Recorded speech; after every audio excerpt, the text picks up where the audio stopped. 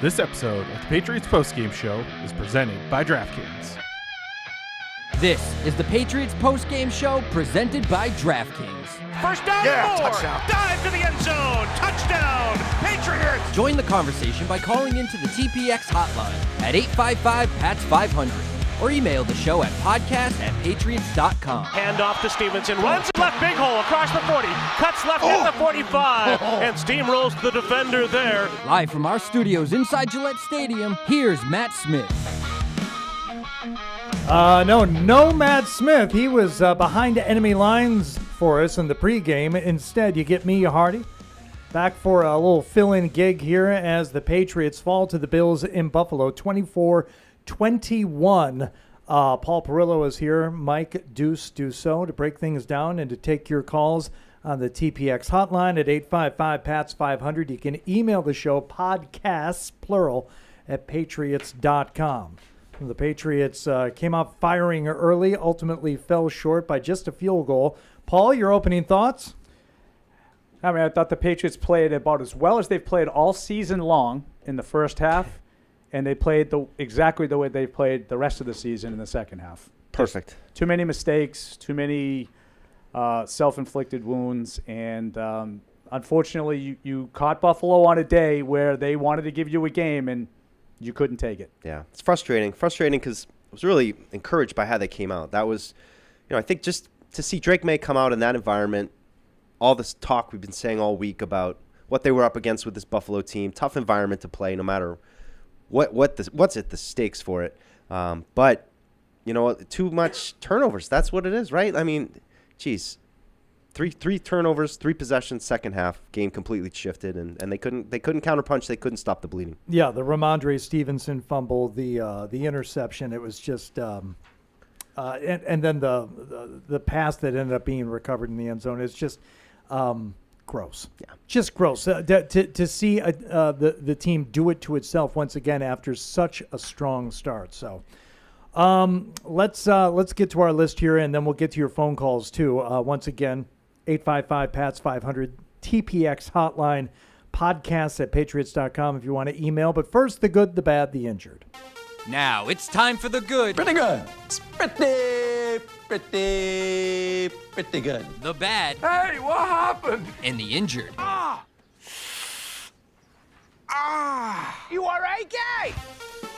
Good, the bad, and the injured, brought to you by the good players, the bad players, and the injured players. You don't want to have like a little meandering conversation for the first few minutes? I didn't even know what to do with myself. We went to the good, the bad, the injured 5 minutes into the show.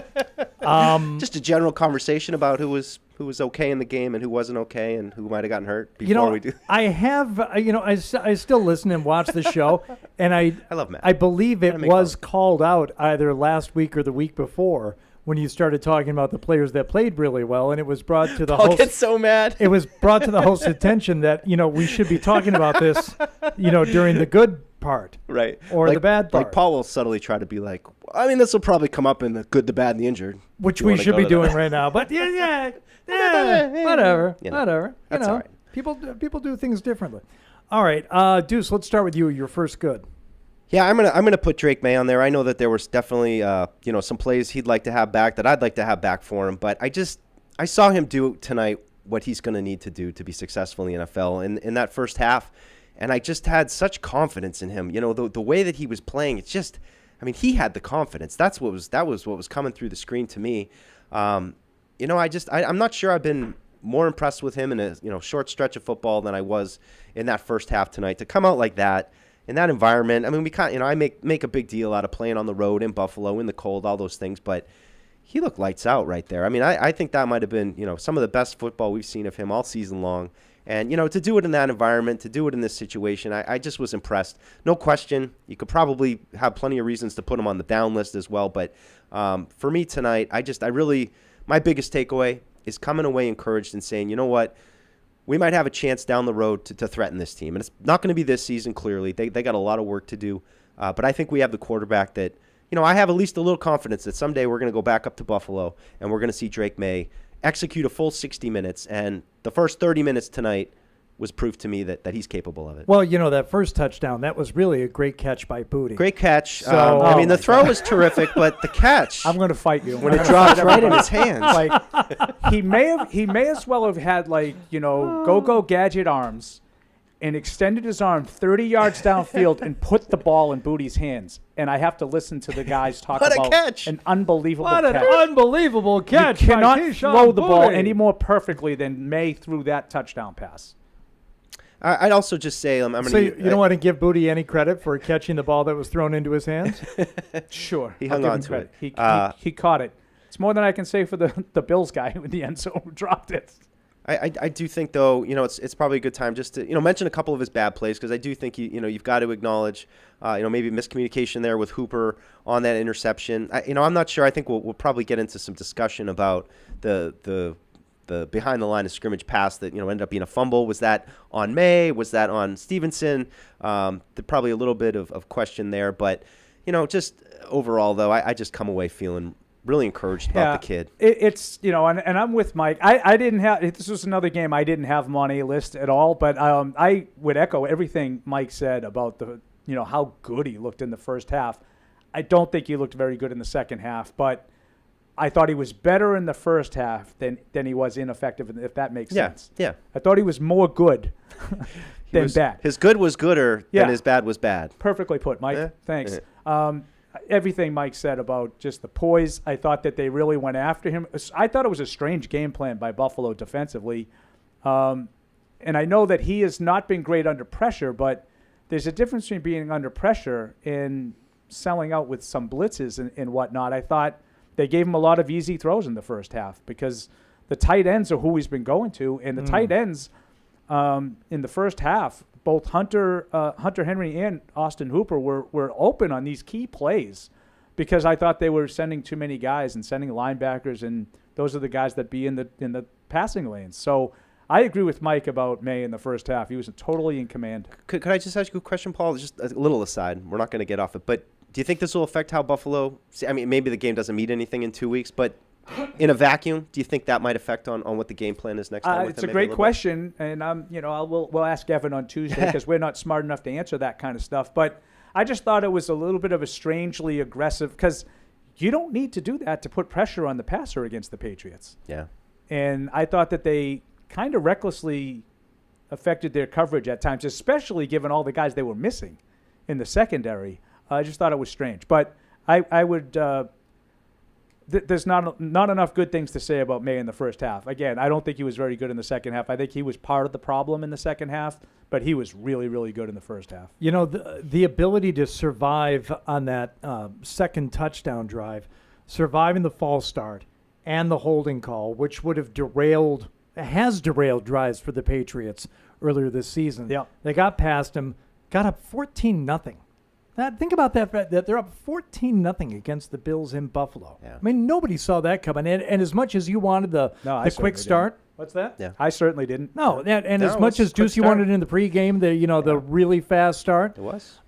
That's a really fast start, and it didn't require them getting some special teams score. It didn't require them getting a miracle pick six, which you rightly pointed out was less likely than them jumping out to a 14-0 lead on offense. That's exactly what they did. Yep. And it was both execution. It was overcoming a little adversity on those penalties, and it was an impressive start, especially for Drake May. He absolutely belongs on the good list overall in totality.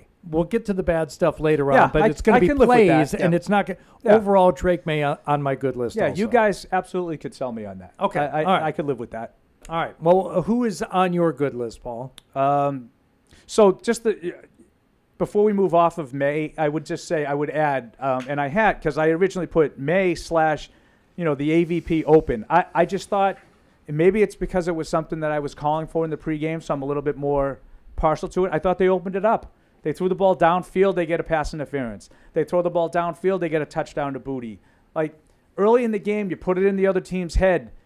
They might try to get behind us. We're gonna, and then all of a sudden, what happens throughout the rest of the first quarter and into the second? You're getting these easy little throws underneath, to the tight ends, and I just thought that they had a nice game plan that really worked well. I thought he called a really good game, Alex Van Pelt. Obviously, at the end, that last drive just takes far too long to get a yard. You'd like to think you wouldn't need 8 plays to get a yard or whatever it was and, 5 penalties to score a touchdown. But I thought there was a really good game plan on both sides of the ball, but I thought particularly offensively in the first half. All right. I wish I had the stats up, but Paul stole my charger. What do you need? I got some for you. For the entirety of the game, so now my Microsoft Surface is dead, and I can't get Is it the to little power light up. on the side? The Yes. little light is Yes. on the Okay. side, and when I try and you power should it be up, good. You should be good shortly. oh, how long does it take Just to let it get? juice.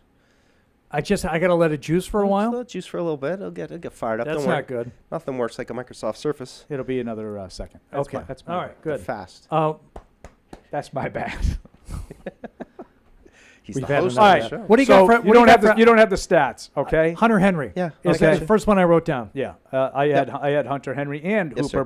but Henry especially. Yeah, 4 Okay. for 39, touchdown was his stats. Okay. If that's what you need. Again, he is Drake May's closest thing he has to a go-to. Yeah. Yeah, That's Hooper Absolutely. 4 for 55 too. Yeah. So they were both. Hooper's making a case They were both good. Yeah. as being a go-to guy, but the go-to guy right now is still Hunter Henry, and he was in this game.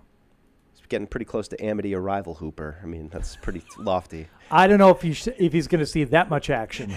You want to talk about an action figure? It's Matt Hooper arriving on Amity Island. Okay, He's got the duffel bag. He's looking. He doesn't know where to go. We're veering off topic. This is awfully early for this. What time is it? 7:50. No, we're good. Yeah. No, I thought. I mean, throw that first third down catch from Henry. I mean, that first one right there, Yep. crossing. Nice throw by May, but you're right. And good to see Henry get another touchdown. I mean, it's only his second of the year. Hard to believe, but he continues to be offensive MVP. That's I've been saying it for a few weeks now. Okay. He's been a huge player for them. All right, good. Let's go back to you, Deuce. What do you got? I'm going to go Antonio Gibson. Antonio Ooh. Gibson, again, did have a fumble, which would have put him on the down list. But he just continues to bring a spark to me in that run game. And I think we had a caller who called in and said, Ramondre, not a great fit for this running scheme. It's just, I think Gibson is a good fit. And he's really been coming on. I thought he brought a spark. Numerous carries today. In terms of stats, 10 carries, 28 yards. Not great. I was going to say, But this would be one of those if this was. See, I can do this to you, and I know Yeah. you won't get No, mad. you know When I what's do funny? it to Matt, he gets very no, upset. you know what's funny though, Paul? Does he get He upset? averaged 2.8 yards No, I know, and Does that's he get what's- hurt? Does he get hurt? Or Yes. his feelings are hurt. Maybe I'm nuts because I didn't even look at his stats thought until the- I had him on the good list, and then I thought the play was a kick return. He gave him a little spark right at the beginning. He gets out over the 40-yard one. line. Yeah. I wrote that down, but Great call. I don't think I he gave much of a spark today. I mean, I feel stupid right now. I got to be honest. It's one of those things where you're watching the game and you're like, all right, good play. I'm making checks, and then I put it, and then now I look at the stats and I'm like, those aren't good stats at all. Andy fumbled. And you have Andy the stats fumbled. in front of you. I don't even have that. I do. So maybe that's my bad. But I still think he was part of, I thought he had some sparks in some plays. Maybe it was limited, and, I got to go back and look at the tape to affirm that. But, this is one of those situations where I don't just go off the box score immediately, and that was an impression I had during the game. Maybe it was wrong, maybe not, but there he is. Idiot. Ugh, look at that. So 28 yards. What are you thinking? That's next, ridiculous. I don't. all right, we don't have. What to, was I we smoking? don't have to I don't know. belabor it. My next guy would be Kayshon Boutte. I thought he was, that flash that he had, like Houston, whatever the game after Houston was, in that area when Drake May first started being he had the big catch against the Jets that set up the game-winning touchdown, toward the end of the game from Brissett. I thought he more closely resembled that guy today. Yeah. What did he have? He had Would you- 5 for 95 and a touchdown. We just saw the booty reception that everybody in the room watching, you, Deuce, Tamara, everyone has said, did he catch that? Yes, he caught it. Yes, he caught it. Idiot. I didn't call you an idiot. No, I you- said, yeah, he caught it. Yeah, but it was that tone. I think Tamara had the tone. didn't like your You have to tone. watch her sometimes. It's but I don't know. It's I a great thought catch, and it absolutely was a catch. I just thought in the moment, I'm like, yikes, that looked a little trappy. It was not. He I had a good game.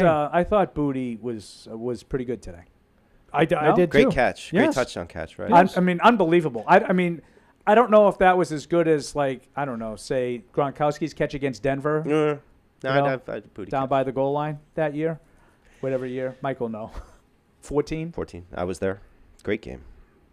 Yeah, 5 for 91 or 5 for 95, and as you said, the touchdown. All right, absolutely put him in there.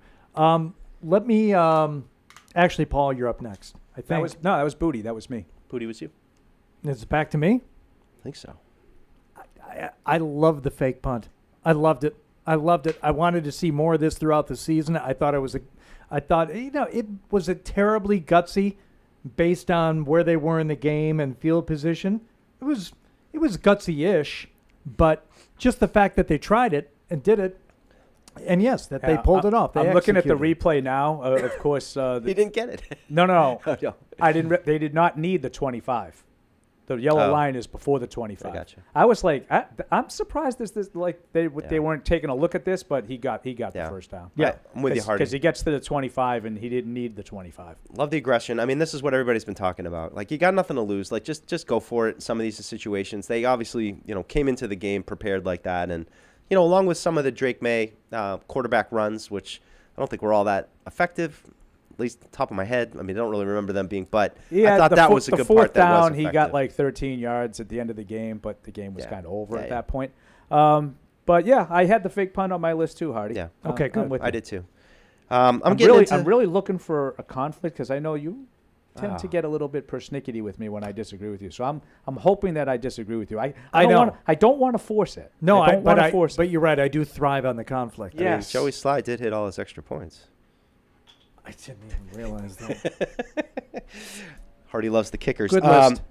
I'm kind of getting into... I'm the only one who cares about kickers, including owners, GMs, anyone else. Yeah, it was Nick Folk, though, more than anybody. Pretty much anybody. Who's the one guy we're going to guarantee to be relying on to put points on the board? Kicker. Who are we going to think the least about when we're putting together our roster each and every all season? The same. The kicker.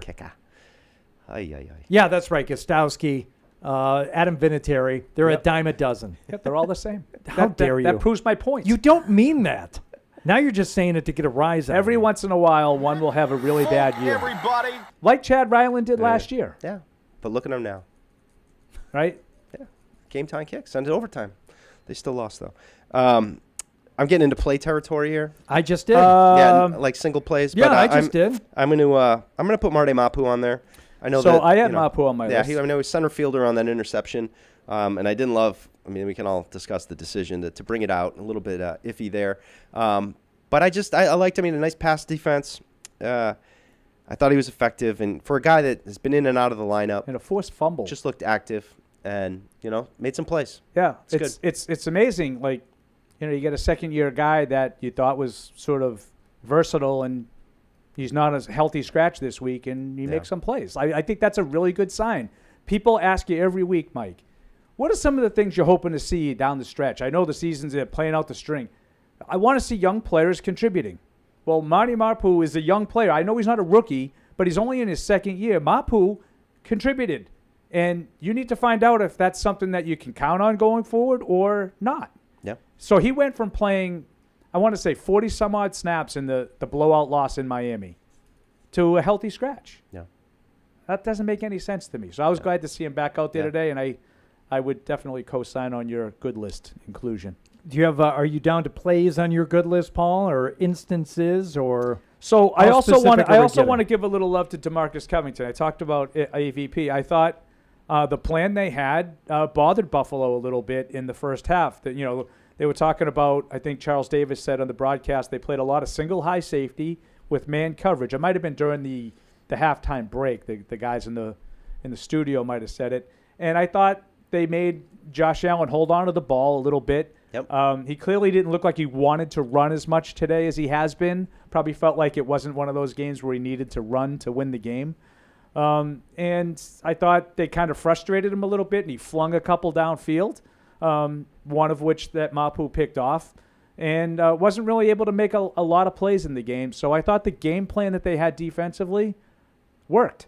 I thought they played much better defensively today than they have, say, in the last month. Yeah. So I want to give Covington a little love, too. Very good. I'm ready to move on to the bads unless you got anything else. I'm ready to move on. All right, let's move on to the bads. Yeah, it was just no cleanup, Paul. You usually have a couple of No, little nuggets I to had throw. Christian Ellis made a couple. I Of, do. Yeah, I had that one couple too. of good tackles. Gave him a check for that. That were like open field-ish and just good plays, but again, plays. I just thought I think it might be the same one we're talking about. Just a nice play execution by the Bills. A lot of times you see those plays, it gets lost in the wash, and all of a sudden the running back's coming out of a way you didn't expect. I just thought he did a good job reading through all that, making the tackle. But I had that too. Just one play. I don't know how much else he did in the game, but I'm with you. All right, now we can move on to the bads. Deuce, what's the first one on your list? Run defense. I think it's just been bad all year, and I just think it's a really hard way to live. And it always looks the same. They don't play together. It all looks discombobulated. You've got some guys upfield. You've got some guys getting pushed back. There's all kinds of creases in this defense.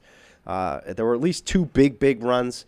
I think the first two of them were, on like the first play of the drive, too, first or second play. Both by James Cook. Yeah, I mean, seeing the touchdown here by James Cook, which was just about 50 yards.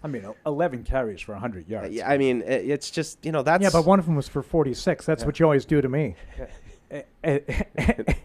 And 50 on the other 10. Yeah, which 10 is for 5 50 yards. which is 5 a carry. Okay, well, you're making it sound like he had 10 yards a carry, and I'm just pulling a Perillo. That's all Actually, I'm doing. 54 on the other 10. Yeah, and three catches on 3 targets for 26 yards and a tutty too. But just the run defense, I think it's a good place to start this offseason, trying to put that back together, whether it's improving the linebacker play, whether it's upgrading some of the tackles inside on early downs. You're seeing guys out there that just it's not effective enough, and it looks the same every week. And I mean, you guys are probably getting sick of me talking about it, because it just every time it's not like a straight just the whole. It's like they just kind of weave right through everybody and then they're gone. It's the same thing every week with that run defense. I thought it was a big key to the loss. Now, just to show you, I am firm but fair. Yes. Run defense was on my list, but it was second because I didn't even put it down there after the first couple of big runs. I'm like, okay, it's Buffalo. It's James Cook. They're going to get some runs. My first babble, which we'll get to in a minute, happened, I guess, after some of those runs, but I wanted to give them some time. Okay, you don't have to be perfect. Yeah. You don't have to be perfect to stay off the bad list, but run defense did make it on there. And yeah, there were times when some of the tackling issues presented themselves more often than that, though. I think it was just they were finding big holes in the defense and exploiting those holes. No, I totally agree. It was a huge problem in my view throughout the day, and that's the way it finished. You needed to, desperately try to get the ball back at the end. You got all 3 timeouts, 1 play, first down, game over. Like, Ty Johnson comes in. He's really their kind of third down scat back type. 6 carries, 30 yards. Yeah, it's the third highest rushing total carry they've allowed this season. And they've been up over 150 yards a few times. I mean, 193 to Miami, 192 to Houston, 167 to the Titans. I mean, it hasn't been good all year. Let me ask you something, Deuce, just from an X's and O's standpoint on the defense. Uh-oh. The philosophy and the methodology between the Patriots and other teams, it wasn't unique to them, but for years, their mantra was to guard your section of the field. That was, whether they were in a zone or not, there were still, there were guys, even in some man coverage, they were still responsible for certain areas. Mm-hmm. Have they gotten away from that, or are they just not great at executing it anymore? I think that they've tried to get back to the schemes playing man defense that, I think that they're good at, that they're built for, that they're suited. But to me, it really all starts up front where they're consistently not playing together. And we've talked about defenses, even if you're not the most talented team, stopping the run, building the wall, as they say, all being, in line, holding your blocker up, shedding the block, getting in the backfield. I mean, those are things that you've seen plenty of, and they aren't able to do it. Like I said, there's no consistency to the front. There's a lot of seams, and there aren't linebackers who have the anticipation or the speed to get there and anticipate where those plays are going to be. So they're just, overly exploited. And I thought when Buffalo was struggling early on, it was just go to the run. I mean, This is, and you saw that the run brought those sparks. Still can't get it. It won't work. The light is still on, right? But no one's home. It's just why it won't come on. I blame you. It's my fault. You should blame me. It is. Mea culpa. My bad. What else for a bad? So obviously the turnovers are, the biggest factor in the game. But I just the fumbles, to me, are just – they're piling up. And Gibson and Stevenson had one each. Stevenson's 7th of the season. That's a lot of fumbles for a running back. That's a lot of fumbles. Quarterback, you get strip sacked or whatever. Sometimes you have a particularly bad year with that. There's no excuse for a running back losing the ball 7 times. They're lucky they haven't lost more of them, quite frankly. They only lost one of those 2 fumbles by the running backs today. The ball security is a problem. And that's a big part of I thought the end zone pick was a bad play. It's someone's fault. I mean, clearly Drake throws the ball to the front pylon, Hooper's at the back pylon. I don't know who was at fault, but the play had no chance. And I think it's utterly inexcusable to throw a pass backwards by design unless it's a trick play, and that certainly didn't look like a trick play. On ultimately the play that ends the game. Right. Yeah. You're still holding out hope. They're down 3 with the ball, 10 minutes left. You're very much in the game. That ended the game, and you just can't turn the ball over like that 3 times in the second half. Just a horrific performance offensively in the second half. Speaking of trick plays and laterals and stuff, at the end of the first half, Paul, would you put the sequence of plays the Patriots tried running on the bad list? Because I was all for it. Let's take a shot here. Let's move the ball downfield. I didn't put it on the bad list. To me, it's it's emblematic of a lot of things. So we were joking around during the game. All of this stuff about they got to design some runs for Drake May, and that's the topic du jour, and they're hammering it all week. And what do the Patriots do? They cater to the masses because they're obviously listening. And here we go. This is the week we went from we're trying to get Drake May to the finish line without getting injured, so now we're going to dial up a handful. And I have no problem that they're running the ball with Drake May, but it just seems so transparent that everybody's complaining that you're not running Drake May, that this is the week we run Drake May. Okay, but let me play and that, to me, goes into that category, Hardy. Okay. This is why I brought them both up. How many times did they just, take a knee at the end of the half? And it was like, they have no balls. They're not going after it. What are they doing? So now you got, 12 seconds left, right? It sounded like you. So you got, 12 seconds left. You have no chance to score. So not with that attitude. Now we're gonna run a shallow cross and start lateraling the ball. That's smart. We got balls now, but that's really bright. Yeah. Okay, that was just useless. You say catering offense to the masses. You okay. and your ilk. Number one. Number two, maybe a little bit to the owner if somebody was asking questions about it, but more to the point, and I think what I believe or would like to believe happened, in this case, the masses were absolutely right. Hey, why don't we have some designed run plays for Drake May? The guy's great on his feet. I have no problem with that. That's why I prefaced it with that. It's coincidental that the masses and maybe the owner and maybe a bunch of other people were calling for it at the same time. It finally dawned on them that, here's a way to pick up 3 or 4 yards, almost guaranteed, the handful of times we try it. Why not do that? It's just coincidence, Paul. I don't have any problem that they did it. It's not a coincidence that they did it this week. It's not. They got pounded all week for not doing it, and that's why they did it this week. And I would rather them take the Bill Belichick approach and say, ignore the noise and just play and do what we think is right. If they thought that it's right, that we want to make sure that we get Drake May to the finish line without getting injured, then stick to it. I don't have to agree with it. I would run them. Mike and I have been calling for runs in the red zone for Drake May all season. But we're not the coach. Well, maybe they're catching up on the Patriots Unfiltered podcast, and they're just now hearing it. Maybe it's actually from weeks ago. Fair point. Okay? They got a bunch in the queue, and they're just now getting a chance to listen to them. They're busy. Trying. You had a question as we watched the final Patriots touchdown drive, whether or not a touchdown drive could make it onto the bad list. Oh, perfect. I believe that it can. Yes. So I didn't put it on the bad list per se, but I did. The run before the 2-minute warning is on the bad list. You remember the Rams game with Buffalo a couple of weeks ago, and Josh Allen had all the touchdown runs and passes. They tried the quarterback sneak, and Tom Brady immediately is on it. Yeah. That just ended the game.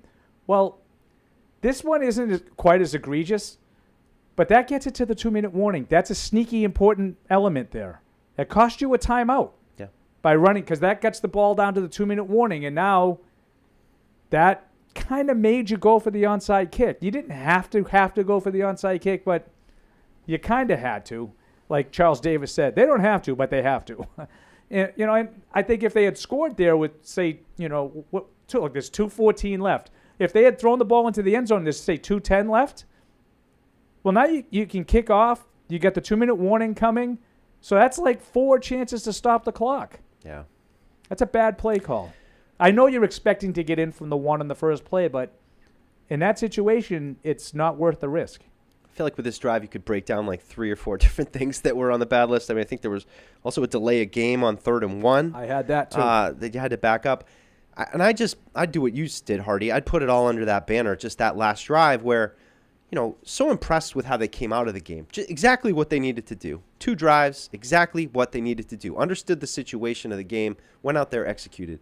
This team has got a long way to go to learn how to do those final drives, how to play it, play the clock, as you said, play the situations. It took them forever. Can I interrupt for a red Please. zone Yes, moment? please. Yes. So you remember the play to Laporta that we were talking about earlier for the Lions game? Yeah, the Lions guy. He's like, hell yeah. Yes. I think they're talking about it right now on NBC Football Night in America, and I think that they might, this is what happens when you're just watching red zone. I think it was a plan. Oh? I think it was a design play to have them both fall down, pretend they're falling down. Okay, so I heard somebody mention that, and I thought they were goofing on it, but you saw it, and it does. Well, they just replayed it, and they had like a banner up there, Lion Eyes. And I think they were trying to make them. And if you watch Jahmyr Gibbs, he kind of dives on the ground on purpose. Wow. And Okay. I think it was by design. All right. Fascinating.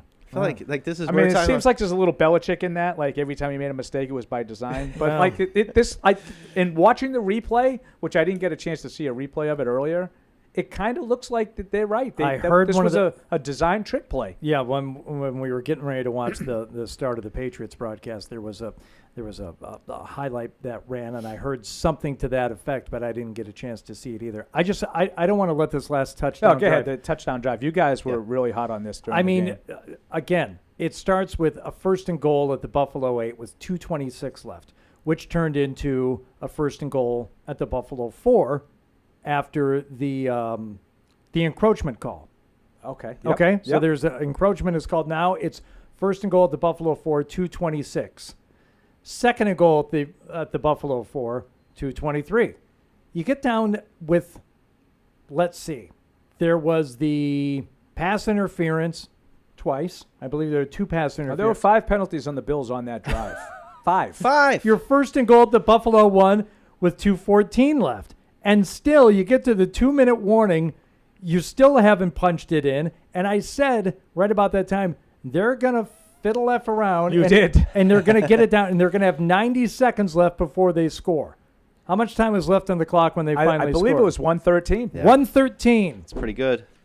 And they wasted 1:13 seconds when they were 1st and goal at the 4. You really got to hand it to R.A. McDermott.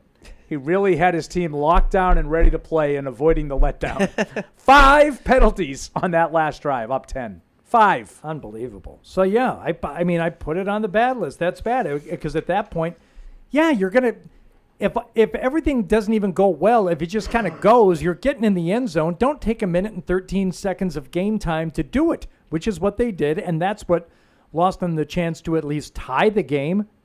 More than anything was time. It ended up being about time. And you wasted half of the time that was left on the clock, literally half of the time. At 2:26, you waste 1:13 to go 4 yards. That's what cost you the chance to tie that game. Yeah, I largely agree with you. I just thought, as soon as they scored the touchdown, I said, when is a touchdown drive on a bad list? Right. I just thought, there wasn't a lot of urgency. There was 25 seconds between plays. Drake May just drops one of the snaps. It was perfect snap. He just drops it. Yeah. Pushes them back. I mean, they were very fortunate. They were very tight with those pass interference calls. Yeah. Especially the second to last one. The one on Booty wasn't really much contact there at all on that one. That would have been 4th down had they not called it. I just feel like you're down 10 late in the game. It's got to be pedal to the metal. I totally agree. I mean, obviously, we were all very fortunate to watch a number of game-winning drives over the Patriots' 20-year run of dominance. And, we know what it takes for those kind of drives. And I think, just that whole thing and everything that's been said in the last 5 minutes about that drive just illustrates they showed some positive stuff in the first half, but you see how far they have to go to really be a championship kind of team that can, when the chips are down and you got to have it and you're tight with your execution, everybody's on the same page. You don't need 5 penalties from the team. That's going to be the thing that they have to get to. What did you guys think of the decision in 8:33 to go, 4th and 6, down 10, punt? I was a little torn on that one, to be honest. Like, part of me just wanted them to go for it, but I was questioning, am I just being stupid because I just want them to be aggressive? But I wouldn't have had a problem with it, though, if they were aggressive just to be aggressive. I think you got to go for it. I think that was one of those things, and I'm sure that wasn't this reasoning, but when people say, like, they're just trying to not lose by a lot, like, if you don't get the 4th and 6, the Bills probably go down and just run the ball, 40 yards for a touchdown. They end up getting 30 points, which I think everybody, who cares? Like, who cares about stupid, records like that are meaningless? And, you end up, you played so well in the first half and you still end up down 17. I think that was a punt. Like, it was almost like a concession. And I didn't like it. I didn't like the decision to punt there. Well, and part of it was because they had a 3rd and 5 instead of a 3rd and 1 because of the delay of game call. So that put them in a situation where it was like 3rd and inches too. Yeah, they were even less likely to pick up the first down there. So no, I didn't like it. And what was the yard line on that? If you have it up there, I want to say it was like the 40-yard line. At the I don't know, 46.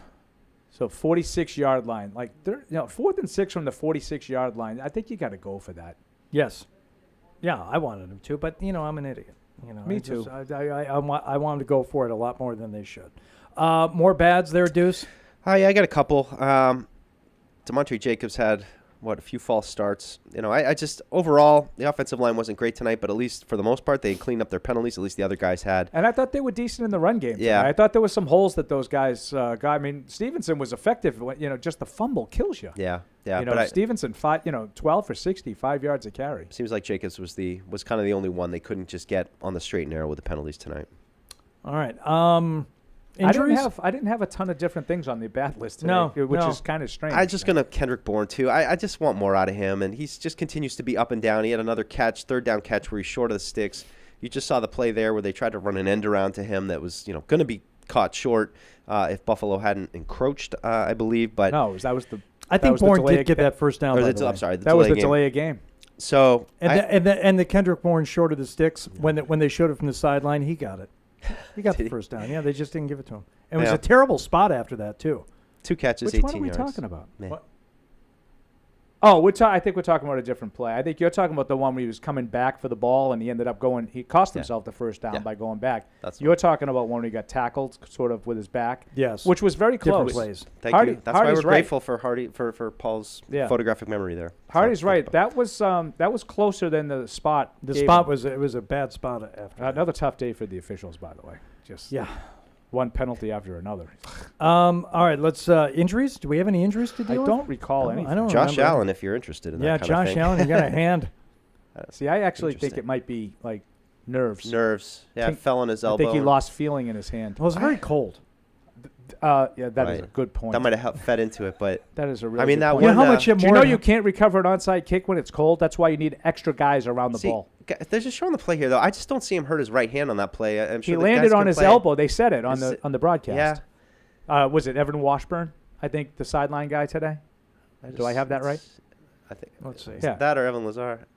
I mean, I guess maybe the helmet a little bit. Hit the helmet? No, he doesn't. No. He doesn't land on that. They said he landed on his elbow. He lands on the elbow. And he lost feeling in his hand. Okay, I know they said that, but he lands on the elbow of his left arm. Elbow. Watch. Yeah. It's his left arm. Where's his right elbow hitting? It's not there. It's not there. Nothing so far. Does the right elbow come back and hit the helmet? Maybe. Yeah, I think it's maybe a little elbow on the helmet. Yeah. I don't know. But he was numb and stinky after that. I had that happen to me once in a hockey game against Army where I got hit and my whole arm went numb from the elbow, but it was that okay. was the play? I had it. That's what they were saying. That's the same one they ran back for I went on could have the. sworn Keon White tackled him on the play that we were talking about, but maybe I have it wrong. I had a similar thing happen last week when I was trying to slice some banana bread, and my elbow caught the side of the air fryer. Oh. And I went, yeah. Worst pain there is, guy. Oh man. Actually, not the worst pain there is. But I couldn't end up putting butter on the banana bread as a result. I just had to eat the banana bread dry, Ugh. which is not my preference. You got a lot of butter, whipped butter, preferably. Anything else? No, I think that's. Yeah, I didn't have anything on the injury. I think they didn't. escaped. All right. We got Injuries. phone calls. We got phone calls to get to. Let's do them. TPX hotline, 855-PATS-500. Email the show If it makes you podcast feel any better, my battery's running low. at patriots.com. Did you try Well, holding what? the button down for a second? Yeah. Look, there's no battery. Watch this. Okay? I'm holding the button down. Now you don't even get the thing. and I don't think it's release. charging. I don't think it's charging at all. Look at this. Paul, look.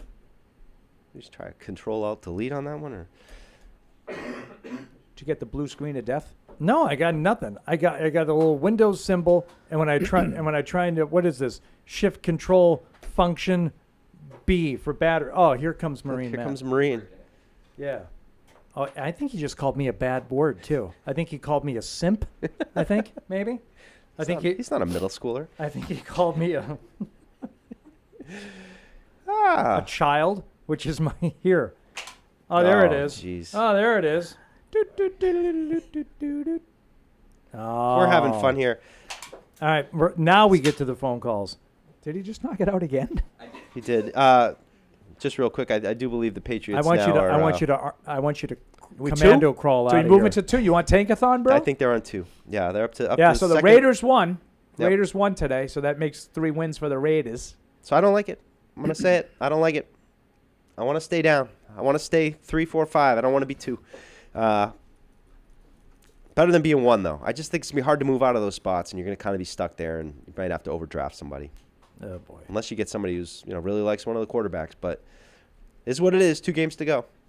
All right, let's go to Christian in Los Angeles here on the Patriots Postgame Show. Christian, thanks for joining us. What do you got? Hey, you guys. Good afternoon to you. Great game today as far as how Drake May played, and there seems to be some sort of congealing of his movement with the offense. So it seems to be sort of the best case scenario. Drake is moving forward, but we're still in high draft position. He's proven he can do it. Now we know what we kind of need, a stud receiver. I'm asking you guys, because I know you poo-pooed my Travis Hunter last week, which, by the way, I live in the same town as Mike Robb and also Anthony Fabiano. And I asked them both, and they both said that Travis Hunter, they would go with Travis Hunter if they were the Patriots. Who do you guys think, as the wide receiver, one wide receiver away, we should go with? Where did you ask them this question? Well, Christian, I just say, look, I'm not saying no on Travis Hunter, but will you allow any debate for other positions? It just seems like, I'm not going to be totally I think he's worth considering, but I also think that there's a counter argument that if he ends up, being more of a cornerback, that this team might have other needs. I'm not going to be dissatisfied with picking him. I think he's an excellent player. You seem like that's the only option, and everything else is just out the window, which that's where I divert from that.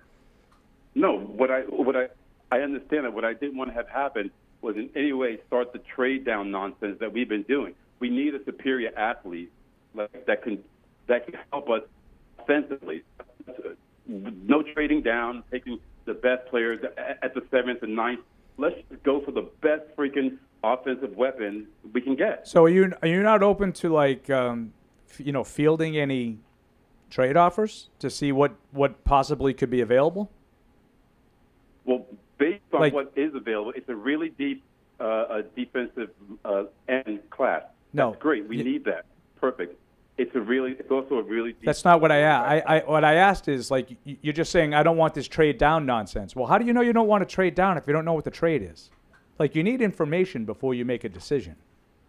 And if someone wants to offer you this great, if someone wants to offer you a great offer, you can get some multiple picks, and instead of getting one good player in a draft, by the way, that's widely considered to be lacking in blue chip prospects, why not see if you can add, the Mike Dussault theory and add multiple picks. Like, I don't know what anybody's willing to offer. Maybe no one wants to move up. I think that's probably more likely, is no one's going to want to move up. But if they do and someone wants to get silly, why not at least entertain it? I think closing yourself off to any possibilities without knowing the information, to me, is kind of silly. But gentlemen, what's out there that besides the top sort of 5 players that really is going to put us in a position to make a significant move forward to trying to win the division? I would argue that the top 5 players aren't going to make you move that way either. I don't know what's available because the information's not available yet. I don't know what anybody's willing to offer. And I also don't think any of the so-called top 5 players are going to be difference makers. They desperately need a left tackle. I don't know of any left tackle that's considered up there in the top 5, as we talked about in the pregame show. The one guy that they could draft number 3 overall right now projects to not even play tackle. He might be a guard. So you want to hang on to it and take him? Yeah. So I mean, what I'm saying, okay, what is the lowest you guys are willing to go in the first round then? I don't know. What is the lowest you're willing to go with our first pick? Like, this is like, so my son right now is getting a bunch of college acceptance letters, right? Oh, mazel tov. Yeah. He has his heart set on one particular. He wants to go to the Citadel, okay? And I'm like, that's fine. If that's ultimately where you want to go and where we decide to go. But we don't make that decision now because we do not have all the information yet. You've gotten into several schools. You've gotten into Coastal Carolina, High Point, University of South Carolina, and the Citadel. Why not wait? Because he was early action on all of those. We don't have all the financials for any of them. That's no way to make a decision. No. And he's all, hell-bent. I want to put in the offer. I want to put in my deposit. No, you wait. Someone might offer you 3 first-round picks to move up 3 spots. Right. Like, who knows what someone's going to do? You don't know until you find out. What is the lowest you guys are willing to go in the first round with our first pick? For how much? You're not really listening, Christian. I'll go to 20 if someone's going to give me 4 first-round picks to do that. Yeah, I'd go to 32 if you're going to give me first-round picks for the next 5 years, yeah. Like, if you want to give me, like, 3, 4, 5 first-round picks to move down 20 spots, sign me up. But if our first pick is number 20, that guy's never going to have the kind of impact we need to move the team forward. How do you know? If our first pick...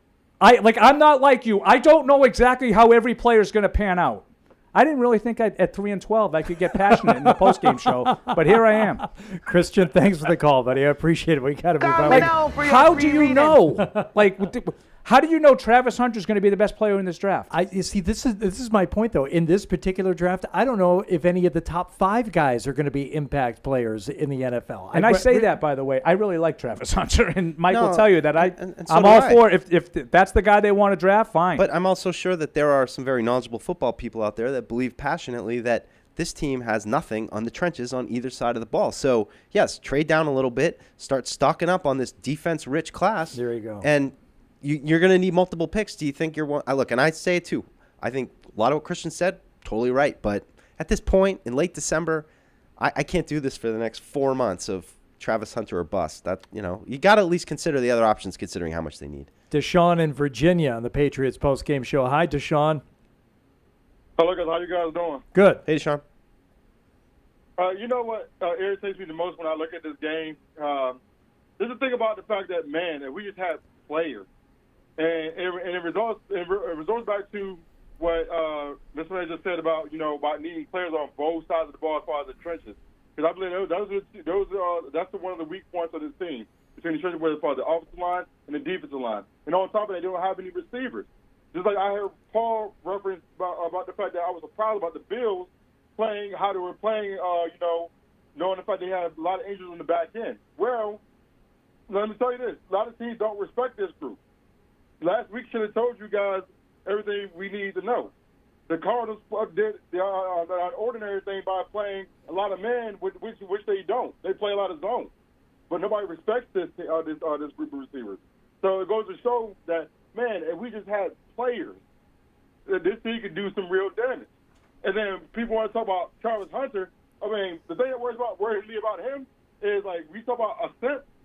I think that girl's gonna be a problem for him down in the long run. I don't want a guy where his mentality is all jacked up because of this girl or whatever. I mean, if I'm them, I would take McMillan. I would try straight down to where Cleveland is and draft McMillan.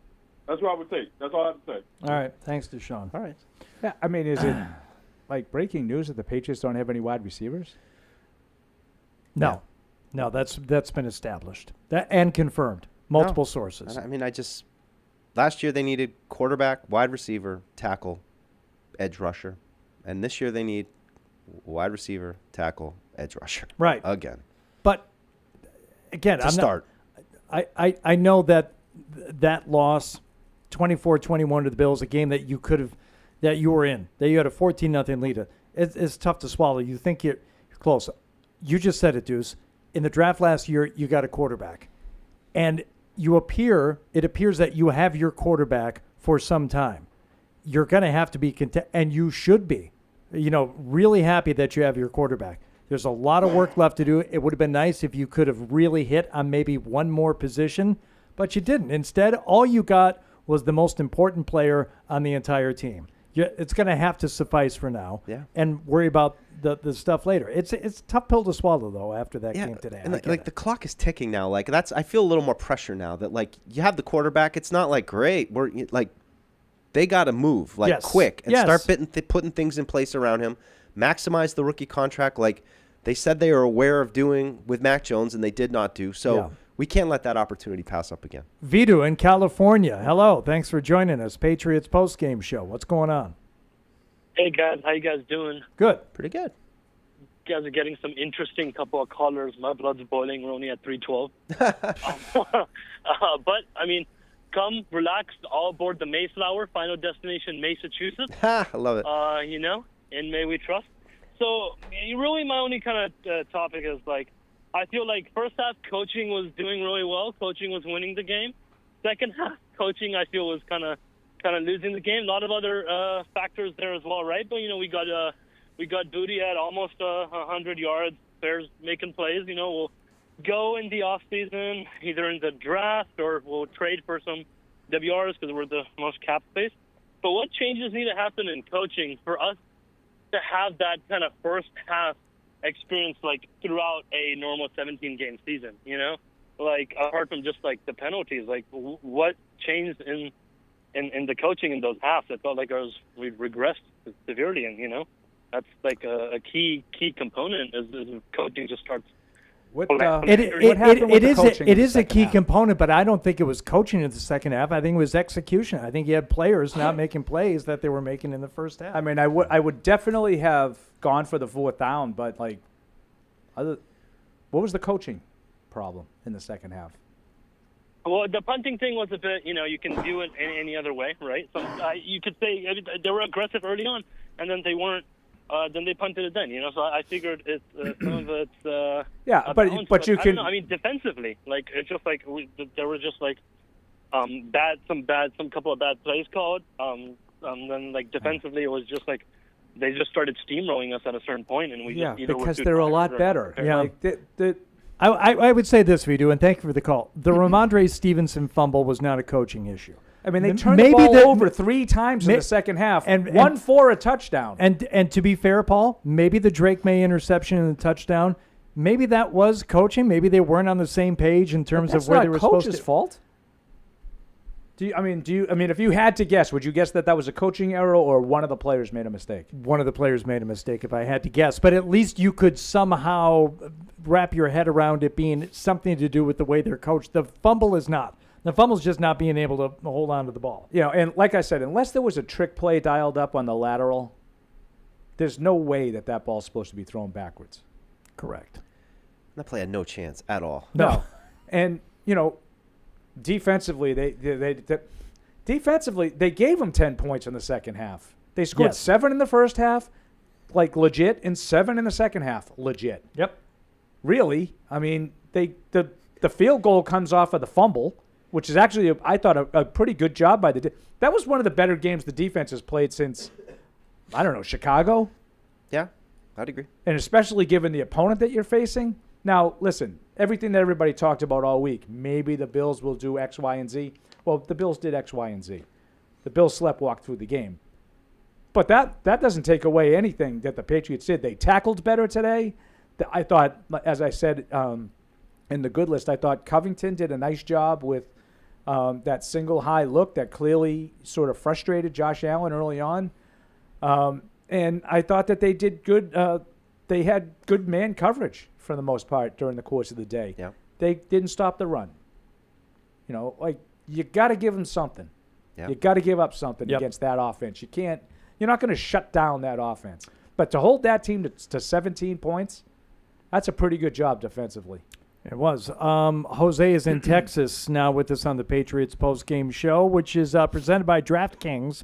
Hello, Jose. What's going on? Hey, how's it going, guys? Good. I'm not another ball knower like those other couple of callers, Oh, no. but I kind of did see Duggar flying around the ball today. I was pretty impressed. The last couple of games, I know people have been saying that's another good point. We probably should have had him on the good list. I mean, he was much better today. That's a good point. Yeah, there was a couple of times that you saw that he was coming up and making the tackle. And the play that Keon White made, Mike, can you get me one too? The play that Keon White made on one of the Josh Allen scrambles, it was a run for like 5 yards. Duggar forced him inside, which allowed Keon White to make the tackle. He was much more active. It wasn't perfect, but he had good coverage on a play. I thought took away the inside. He was much better. That's a good point, Jose. Yeah, thank Is you. it Jose we're talking to? Yeah, that was Jose that we're talking. I'm just thrown off by Deuce leaving this. He's fleeing the interview. We're all He's dying. fleeing the interview. I apologize for He's dying behind me. That's the play right there. That I thought this play was made by Duggar. And if you could show that again, Chris, you get a good look at how he sort of forces him to make a cut inside. If he was able to just like bend it right to the sideline, that's a Josh Allen 15-yard run. If you watch this, Duggar right there forces him to change directions. Good. And Keon White was athletic enough to make that tackle. But I think if he gets right to the sideline there, he's getting the first down. Yep, watching it right there. That's very good. And I thought this is the play, by the way, that he landed on his elbow. Maybe, yeah. The way he got up from that, I think you identified it. All Thanks, right, guy. Robin is in Fort Lauderdale. Hello, Robin. Thank you for joining us here on the Patriots Postgame Show. What's going on? Thank you, gentlemen, for everything you do as well. Don't let them get away with this. If we keep it close, we're a good team. No, Bill did this. Keep it close, and we were competitive. No, that was a game we should have won. I agree. That was a giveaway. They gave the game away. It was there for them. Enough with this. We keep it close. We were close to the Bills, and no, don't let them get away with that. That Mapu thing in the end zone, that's unacceptable. Number two, why are you punting? You're 3-10. Actually, they were 3-11 at the time. Well, you're 3-10. Why are you punting? 11. Enough 12. with this. We keep it close, and that proves. And now, no, Robin, I totally agree with you. I think that is partly, I think, part of the decision making process. And we talked about when is a touchdown drive on the bad list. When is an interception on the bad list? Because that was a 3rd and long. He just threw it up there for grabs, hoping for something, and they pick it off, and he runs out of the end zone by a half a yard. Like, that was really bad. It ended up being like an elite punt. Yeah, ended up being a perfect punt. Yeah, exactly. So when is an interception on the bad list? When you take over on your inside your one. I didn't want to kill Mapu for it. But no, I didn't kill him for it either. But I'm just saying. But he's right. It was a bad decision, and it didn't make any sense. You turned it into a really good special teams play for Buffalo. Yeah. I mean, essentially. We're going to step aside here for a moment. Because I'm dying. I know. Patriots Postgame Show is brought to you by Bud Light. Easy to drink, easy to enjoy. Bud Light, the official beer sponsor of the New England Patriots. Without good blocking, your team's not going anywhere. Cisco blocks cyber attacks for customers around the world, including the entire Fortune 100 and the NFL. Because when the game is on the line, and it's always on the line, The NFL relies on Cisco. It ain't my dad's razor, Dad. Hey, watch it. It's from Gillette Labs. This green bar releases trapped hairs from my face. Game changer. While the Flex, this contours to it. So the 5 blades can get virtually every hair in one stroke. For the ultimate Gillette shaving experience. The best a man can get is Gillette Labs.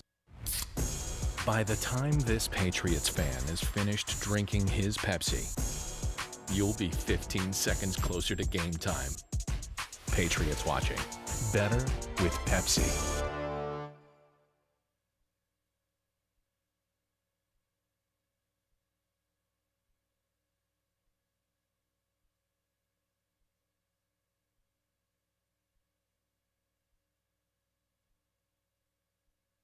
Without good blocking, your team's not going anywhere. Cisco blocks cyber attacks for customers around the world, including the entire Fortune 100 and the NFL. Because when the game is on the line, and it's always on the line, the NFL relies on Cisco. It ain't my dad's razor, Dad. Hey, watch it. It's from Gillette Labs. This green bar releases trapped hairs from my face. Game changer. While the Flex, this contours to it. So the 5 blades can get virtually every hair in one stroke. For the ultimate Gillette shaving experience. The best a man can get is Gillette Labs. By the time this Patriots fan is finished drinking his Pepsi, you'll be 15 seconds closer to game time. Patriots watching. Better with Pepsi.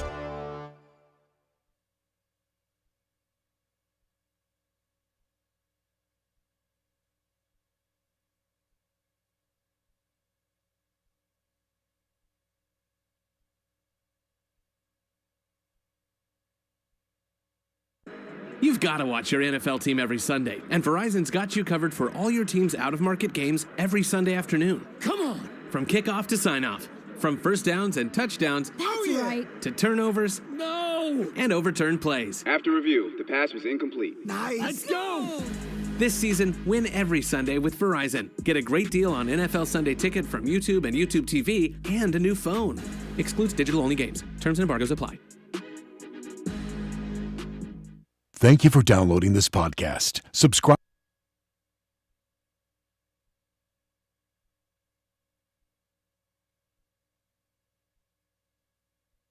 You've got to watch your NFL team every Sunday, and Verizon's got you covered for all your team's out-of-market games every Sunday afternoon. Come on! From kickoff to sign-off, from first downs and touchdowns to turnovers and overturned plays. After review, the pass was incomplete. Nice! Let's go! This season, win every Sunday with Verizon. Get a great deal on NFL Sunday Ticket from YouTube and YouTube TV and a new phone. Excludes digital-only games. Terms and embargoes apply.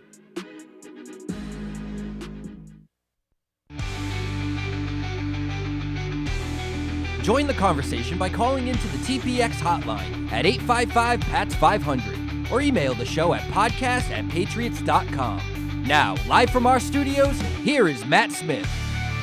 No, it's not Matt Smith. He's not here. He's in Buffalo. Hanging out with all those amazing Buffalo Bills fans. Oh, the tongue bath he gave the fans of Buffalo in the pregame. He had to do it. He was captured. Offensive. I think they had him. They had a gun to his head. Maybe. He's probably in the Bills gulag, whatever the Buffalo Bills Mafia, whatever they He's have. probably got great things to say about the fans up in Montreal, too. Hey, Nick, in Montreal, has Matt Smith ever been up there and just been completely enamored with the fans up there of the Canadians? Nick? Good job, Hardy. Oh, wow. I'm hanging up because he's not there. Firm but fair. We'll go to Pascal in New York instead. Hello, Pascal. Thank you for joining us. Hey, guys. How's it going? Good. Yo. Great. So I'm good. I've got two things. The first one is that as far as the game goes, if you had told me that the Pats were going to have 3 turnovers and the Bills were going to have 1, I would have thought that this would be about a 21-point loss. So 3 points, you got to give the guys some kind of credit. I'm pretty impressed with the way that they showed up, especially Drake with almost sub-zero temperatures. Yeah. And then on the second one, for the draft, to me, offensive tackle is the hardest position to fill outside of quarterback. And so the way I'm looking at it is I would really be happy if they addressed the front 5 and on offense and the front 7 on defense. in like the first 4 rounds of the draft, because to me that's really going to be what's going to keep these guys competitive going forward. So hopefully they can get some good tackles. They can get some good guys up front, and after that, Drake is really going to make things happen. I hope you're right, Pascal, and I hope there are players there that fit that description. And believe me, I abhor draft talk. I truly do. I do especially in December. But if the tackles aren't there, I don't know what else you do, because to me, if you're gonna build so many areas of this team, wide receiver, you can get wide receivers in free agency. You can trade for wide receivers. You can find teams that expensive, but yeah, it's expensive, definitely easier to get a wide receiver in free agency than it is a tackle. Yeah, now we were talking in the pregame. There are ways of getting tackles. You can, but it's much tougher. And you're going to get a better player. Like T. Higgins is better than any free agent tackle you're going to ever sign. It's rare that you get like Orlando Brown, who signed. Especially like the modern NFL, like the tackles just don't get away. They're too valuable. There's too few coming out that really develop. And I mean, you're seeing it now. Even some of the guys that, we spent half of the summer kind of looking forward to the draft, saying this kid Will Campbell looks really good. This could be the guy. And then all of a sudden, doesn't have a great year. His arms short arms comes out. It's so hard. It doesn't feel like the college game is developing enough tackles to really fully supply the need that exists in the NFL. The only thing I would say, I get it, they need tackles, and I agree with the caller, Pascal, that tackles are harder to come by. But don't deceive yourself into thinking that Drake May can get by with this cast, because they can't move the ball and they can't score. This is a pretty consistent thing. Yeah. He's playing great, and they don't score. Yeah. I mean, they got an by-the-way touchdown with 1:13 left. They had 14 points with 1:13 left. Yeah, from their first 2 drives. Last week they had 3 points with 10 minutes left. Right. They can't score with this cast of characters. So if you think that you just fix the offensive line and Drake May is going to suddenly make all these guys look like better players, that ain't going to happen. No, that's not enough. Nick in Phoenix emails, I wanted to sit here and say Mayo has turned a corner with the way he called the first half. However, why are we punting down 10 with less than 10 minutes to go in the fourth? I really want to questionable at best. I really want to believe Mayo should be head coach going forward, because it means the team is making strides, but his decision-making frustrates me. Be consistent with your aggressiveness. What gives? Yeah. Again, Nick in Phoenix. I guess I just, I agree with the calls to be aggressive. I just think there's a line between aggressive and stupid. And not to say that I think that play was necessarily that over the line with that, but I don't want it to be just go for it. It doesn't even matter. What? Just keep going for everything. Mike, I'm so glad that you said that. A lot of people do that. And I'm not. This is not from because we talked about this earlier. No, you can say that to me. No. Go for it. Yeah, go for it, Rock. No, you're 3-12, so you should go for fourth. No, if it's the right call to go for it on fourth down, you should. And they more often than not this year, in my opinion, have not. I don't want to go. I don't want to go for it more because they're 3-12. I do. You want to say that fake punt? Well, what do we get to lose 3-7? Yeah. Okay. All right. That I can kind of whatever. You should go for 4th and 6 from near midfield down 10 with 8 minutes left. You should go for that every time. I understand what you're saying, if but you're 12-3, you should go for it. If you're 3-12, you should go for it. You see, I understand what you're saying, but I also think we always talk about game situation, have a sense of where you are in the game and what it means. Yeah. I think it's okay to also have some season situational awareness. And you see it week in and week out in the league, especially this time of year, teams going for it and going for wins when ordinarily they wouldn't, because we saw it in New Orleans, right? Same thing. Yeah. Saw it with the Saints. Why not do it? Because that is season situational awareness. You're right. And that's a little different, though. In your New Orleans, that's a perfect example. Thank you. Last week, New Orleans, Washington. Thank you. Okay, so why not just roll the dice, see if we can get the 2-point conversion, end this game, and win it? We're not going anywhere anyway. Right. That's why I said I'm not dismissing the record as being part. I'm just saying I don't want to go for 4th and 10 from my own 20 because I'm 3-12. You want to go for it because it's the right thing to do. You know what I mean? Regardless. Yeah. Right. But I think a lot of people what do you got to lose? No more punts. Yeah, No, that's not how you play football. That's not how you learn how to play. That's true. Then you're really doing yourself a disservice in terms of the development of the quarterback and everyone else. And I'd even acknowledge once or twice a year you want to go for it fake punt on your side of the field. Okay. Like, it's all right. You don't want to be super stupid, kind of aggressive once or twice. Like, okay, I'll forget that. But yeah, I think that's the line we're going to be watching these last 2 games of. Yes, I want them to be aggressive, but the fourth down decisions, play calls in specific spots, they shouldn't be changed dramatically based on your record. Again, you want to go for 2-point conversion at the end because it doesn't matter, rather than go to overtime. Yeah, like let's just go for the win. That's different. Yeah, one play. Yeah. This is from Chad in Atlanta. If you nuked the roster right now and hit the reset button, who would you keep? I'm struggling to name more than 6 players. 6. Okay. 6? So let's see if Does he he come have up. them? Yeah, he's got the 6. Don't look. All right. Well, Drake May, Christian Gonzalez. Yep, that's 2. Barmore. Yep. I'm not sold on him now. I'm not sold on him either. I mean that's an unfortunate thing. It's just health. I mean, there's no one's fault at all. There's an obvious one that you're both missing, I think. There's an obvious one beyond those 3. Yep. Who did you say? You said Drake May. Christian Gonzalez. Oh, you did say. Okay, you did say Gonzalez. Drake May, Christian Barmore. Gonzalez, Christian Barmore. Yeah. He has. I do not have any other locks. He has Marcus Jones. I'll have him fine, but he's not a lock. And to be fair, Chad had Christian Barmore with a question mark and Keon White with a question mark. I'll accept.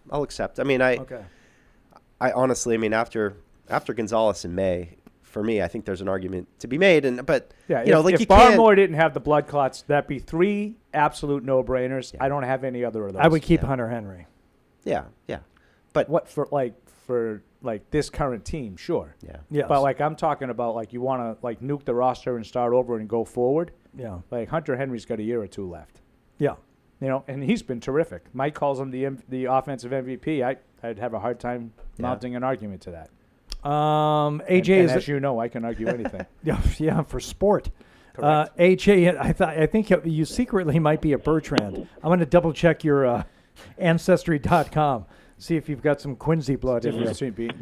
Quincy blood. AJ in the Bay Area. What's going on, AJ? Hey, what's up, guys? Can you hear me okay? Yes. Yeah.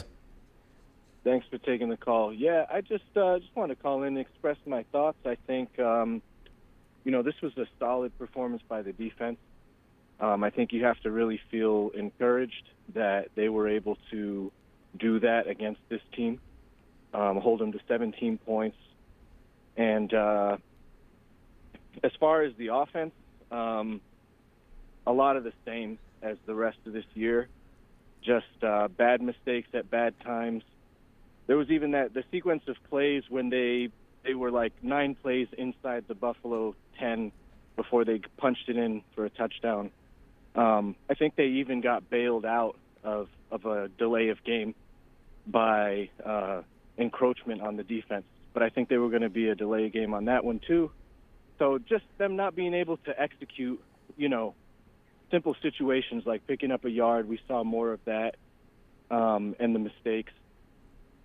But overall, I also think it was a good coaching performance, by May and the staff. I think for them, especially the defense, to come out like that.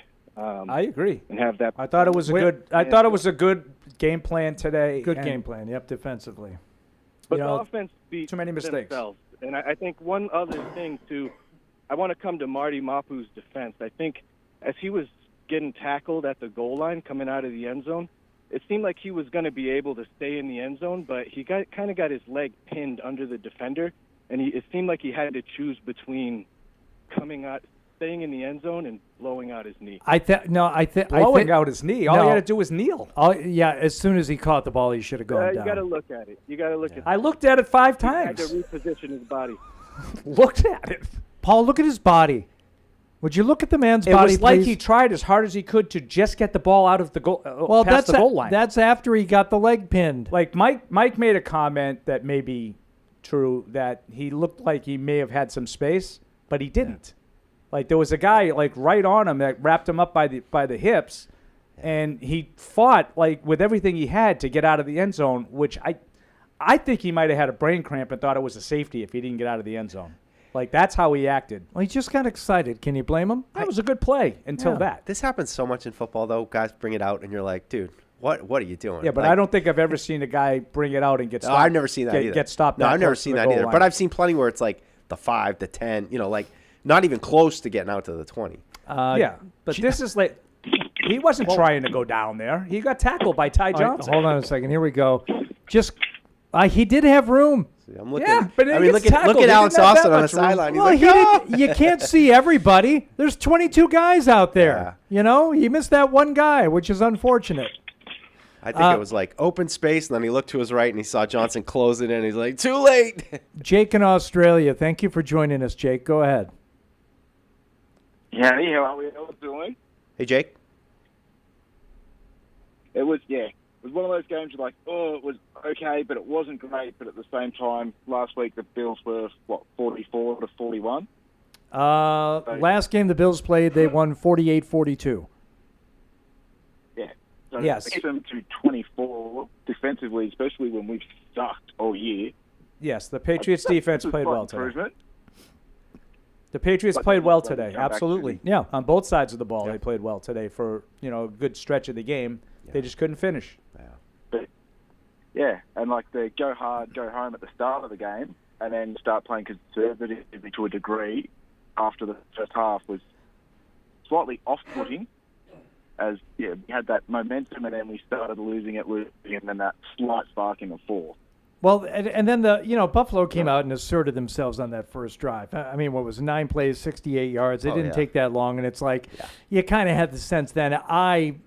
Just to be a smart ass, said, "Well, there you go." Yeah. And when they tied it at 14, I said, "There's your game." And Paul was like, "No, have some patience." I said the Patriots have been moving the ball in the first half. Now, to your point, you ended up winning because the Patriots didn't move it at all in the second half. Gave it away. Well, I just thought Buffalo kind of got out of their own way a little bit, and once they moved the ball as well as they did on that first drive of the second half. I have a hard time really, I had a very small bad list today, and it was all about the turnovers. Yeah. They did everything they could. And can we get Ramondre to start sleeping with a ball in his arms again? That'd be nice. I feel like he... What was that? Sleeping with the ball. Yeah. He's got to carry it around the class. What about Gibson? Why does no one ever talk about the other guy who fumbles? Jake, I'm going to let you go. Your phone's breaking up a little bit, but thank you for calling in. What do you do about Stevenson, though? I mean, I'd say, too, I've caught a couple of Bills shows, Belichick shows, and he brought it up even last week where, I mean, he makes it a point, and Stevenson keeps fumbling. Like, it's obvious that this is a recurring problem. I mean, he's 7 times. What do you do? I mean, the guy's under contract. You kind of need him. You can't really bench him. I mean, did you even think that benching him would work? And you just kind of have to. You just kind of have to cross your fingers and hope that this summer, Ramondre Stevenson figures out how to hold on to the ball. But at a certain point, this is not sustainable, and and he's going to have to start to lose snaps if he keeps doing it 7 times. Dean in Liverpool says, really great effort by the Patriots. Couple of mistakes. Took the game away from us. Managed to control Josh Allen, but unfortunately couldn't stop James Cook, the Bills' run game. Van Pelt called a good game. The beginning, I agree. Nice to see him let the shackles off and get aggressive, but in the end, Buffalo's quality rose to the top. That, to me, is the perfect summation of the game. I thought the Patriots did everything they could to win the game, and ultimately they just lost because the other team was so much better. Yeah. They played better than Buffalo today, but Buffalo's better than you. It happens.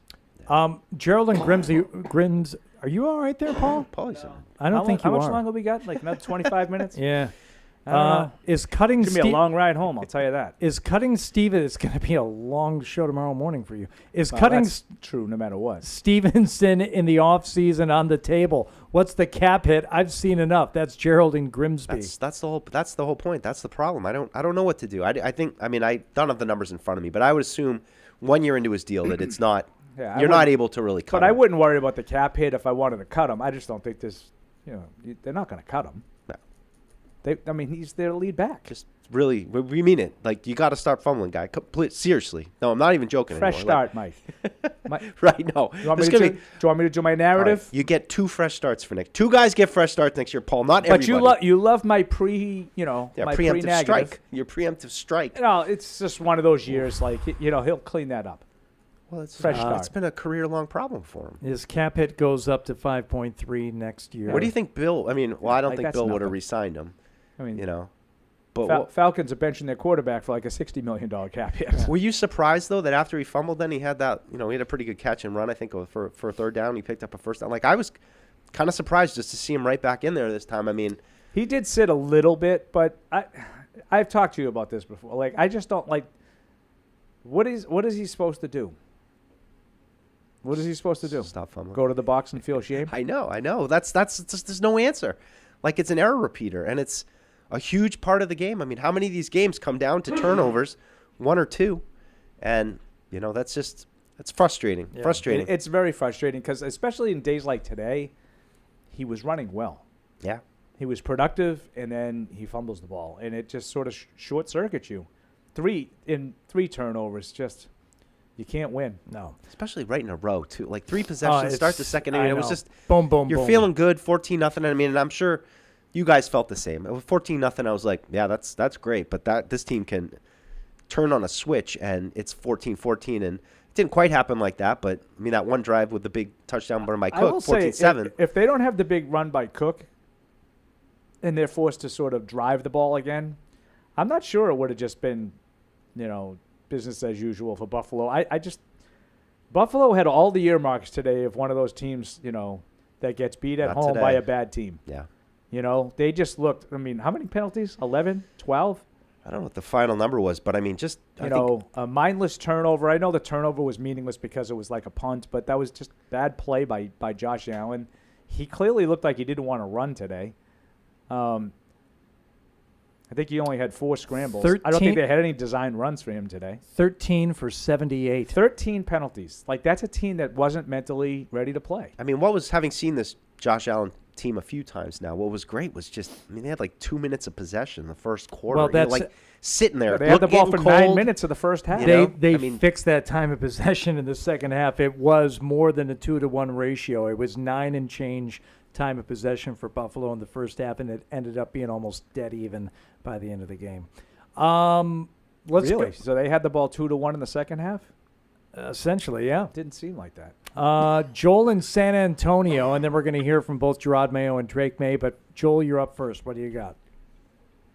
Hey, guys. Thank you for taking my call once again. So to me, today, it felt and it showed that maybe Buffalo was playing down to us, to the competition a little bit. Because to me, and I'm not educated in any intricacies of football or anything like that. I just watched the game.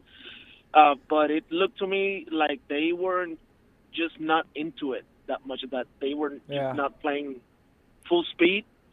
And once they decided to kind of like, okay, we've had enough of this, that's when the real team kind of showed up, and you could see it. Like, they were just moving the ball, whatever, and they ended up obviously beating us.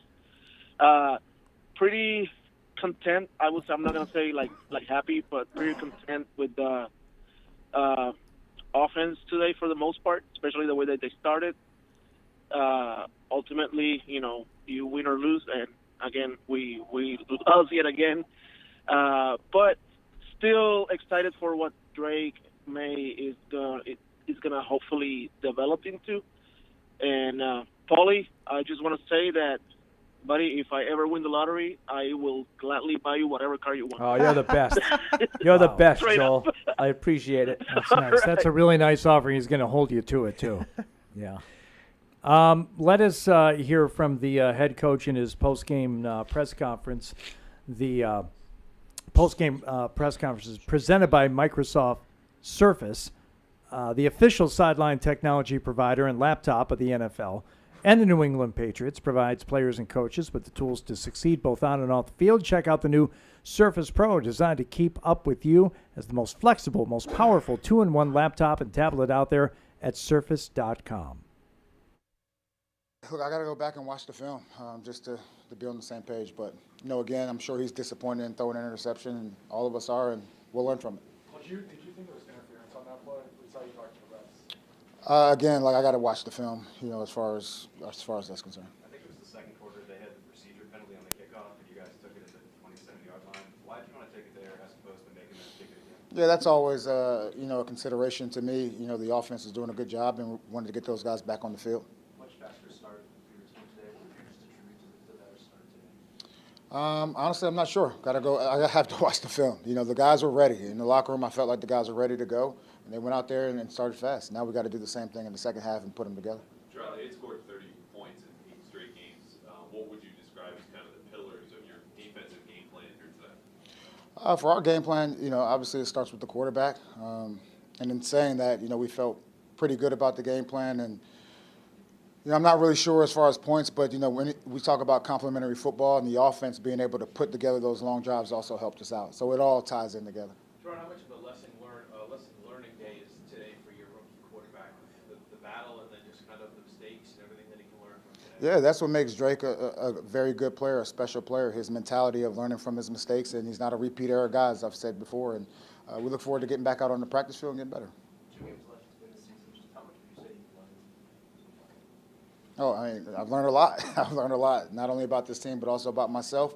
And we'll continue to push forward, and we'll get better. As I said earlier, look, the standard, the expectations still remain high, no matter what, where we play, who we play, it doesn't matter. The expectation is that we're going to go out there and win football games. What did you see from Keyshawn Boutte? Obviously, the week started off with him apologizing to Alex Van Pelt for some of the comments. It seemed like he was able to bounce back today. Yeah, apologize like a man and move forward, move on. Gerard, you have mentioned before that by the end of the season, you guys are hoping to be a really tough team to play against. With that in mind, you reflect on this game. It's a closer game than a lot of people were expecting. How do you think about that? Yeah, we never get into the expectations of people outside of our building. For me, I think these guys, they have the mindset to go out there and be physical, have great mental toughness, and try to win football games. Were they the tough team that you've been hoping they could beat? Look, we got a bunch of tough guys in there, and I don't question that. Again, though, look, we want to win football games, and that's why we're here. Gerard, kind of following up what Phil said, coming to this week was kind of a lot of questions going on around the team and everything else. You're 14-point underdogs. You come in here against a team that's playing for everything. You're 3-11. Just kind of your thought on what they brought to the table today, especially in that first half. Yeah, I'm very, very proud of these men. They came out here, they played hard, and unfortunately, didn't walk away with a win. When you look at that play that ended up being the throw behind the line and the touchdown for Buffalo, for Drake, should he have seen the defender? It looked like he might have been, even if he had caught it from Andre, he would have attacked him a lot. Should Drake be throwing it incomplete in that sort of situation? Look, that's another one I have to go back, to the film and watch it. I'll answer it for you tomorrow. What do you feel like you learned about your team today? Not much. These guys have been coming to work every single day, regardless of what the record is, as true professionals, and I appreciate that. And look, hopefully at least some wins here in the last couple of weeks. Based on what you saw from the sidelines and any pictures or kind of clips you flipped through there, what did you see from your run defense today? Look, again, the big run hurt us, and we just got to do a better job tackling. You guys got there at the 4-yard line. I think it took like 9 plays to get in the end zone. It's sort of frustrating situation. You say, what needs to go better here in the last 2 games to be better that close to the Look, it was a little bit frustrating, but as you've watched around the league, there have been times where, guys, run it there, don't run it. Look, we had to get the ball in the end zone through the air, and that was the decision. Good. Thank you, guys. Appreciate it. And we appreciate you. There he goes, head coach Gerard Mayo after the 24-21 loss to the Bills in Buffalo today. He sounds genuinely proud of the way they played. And look, a 3-point loss to the Bills in Buffalo. Yes, yep, absolutely. You should. There's a lot to be taken away from this, and I think he's probably feeling a little bit better. All the noise going around this week, and there was some talk of how this team performed in their final 3 games of the season. I think that first quarter performance alone was enough to make him feel a little better about things overall, and maybe the direction that this team could be going. It's just got to be more consistent. And they've still got things to clean up. In this case, it was turnovers today and a couple of penalties down the stretch that ended up hurting them. But if Gerard Mayo wants to overall feel good about this game today, I can't blame him. 14-point dogs going into that spot. A lot of people picking them to lose by more than that, and they gave him a game. We all did. Yeah. I mean, I didn't. No, you didn't. Matt did. No. Right? Yeah. Right. You don't get to pick because you're not the host anymore. Wow. I just say, look, it's fine. No, Matt picked the Patriots too. Last road game of the year, you're going to come home and you're going to play a tough San Diego. I still call them San Diego. tough Chargers team, you know? San Diego Superchargers of Los Angeles. Can you build off of this? Can you take anything? I mean, we said it all year. They won a few games this year, and it was always the same story. Can you take this and build off of it? Can you improve? And they haven't really been able to do that. It's been a lot of one step forward, one step back. Can you back up this almost win with another almost win? Right. Well, and even some of the moral losses, you felt like, well, it was a loss, but maybe we should. But it's been too much regression where if this team follows the same path that they've been following all year, like they'll come back here against the Chargers and play like crap and not take anything that they did in this game positively and carry it over and build off of it. So, look, there's been a lot of tough home losses this year. I think the Patriot fans really want to see what they saw in the first half today. Can they come out and play that kind of game? The Chargers are in a similar position. They're in the playoffs. They're going to have to fight. They want good positioning. So I look at this next game as I don't know what the last game of the season is going to matter. I don't know what the Bills are going to be playing for at that point. Maybe it will mean something. But for now, you look at kind of a weird sort of week with Christmas coming on a Wednesday. They're going to practice on Tuesday. They're going to practice on Thursday. They're going to do walkthrough Friday. And then they're going to play Saturday. So it's kind of a weird schedule this week. How do they adapt to that? And, can they just come here and put up a good effort at home, end of the season? I think the fans deserve it. Rob in Florida says, a phrase that comes to mind is watching the second half was aggressively stupid. The decisions of punting at midfield midway through the fourth, running plays that went nowhere late in the fourth with time ticking, Mapu taking that ball out of the end zone. Situationally idiotic team from top to bottom. I think that's a bit strong. It is because every team is going to have a few of those situations a game, and maybe and it's easy to highlight them, but I think they showed some progress today in the first half, and I go back to how Drake looked out of the chute. I mean, that to me was, we all know, we've talked about it plenty of times, how this team looked when they went up there in the playoffs and got, didn't force a single punt. So it's those parts are encouraging. That was as good a half of football as they've played all year. Yeah. And with a quarterback who's a rookie. And that's, that matters a lot. Russ in Westfield joining us here on the Patriots Postgame show. What's going on, Russ? Yes, gentlemen, I'm going to let the hammer drop, and I want your opinion on what I think at this game. And I'm just going to tell you, some games are won at certain points, and some games are lost or could lose it. And I'll just give you one quick example. Okay. The Falcons in the Super Bowl, when Julio Jones caught the ball, I'm like, run the ball up the middle. I'm a Patriots fan. I'm like, you want to win it, run the ball up the middle 3 times, kick a field goal, add up all the points, the time left, you won the game. Yep. They didn't. Today, the Patriots lost it, and I think the offensive coordinator did a phenomenal job of calling 30 great plays, but that swing pass in the end zone at the 10-yard line, hit him in the hands, it doesn't matter. He gets smacked. You've seen the play.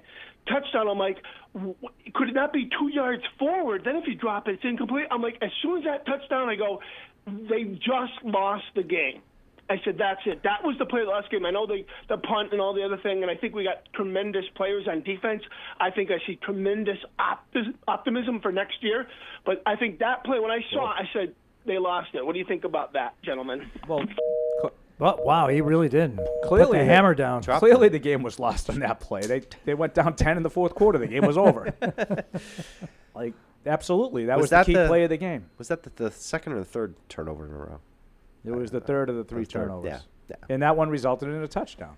That's just look. If we're going to take victory laps, I said it was lost when the Bills marched down the field and scored on their first possession of the second half and tied it at 14. Felt like it was heading that direction, didn't it? It was like, now they're waking up. The only thing I don't know, and this is, I think reasonable minds can disagree. I think the Patriots played really, really well today. I don't know what that means. I don't have tremendous optimism. I don't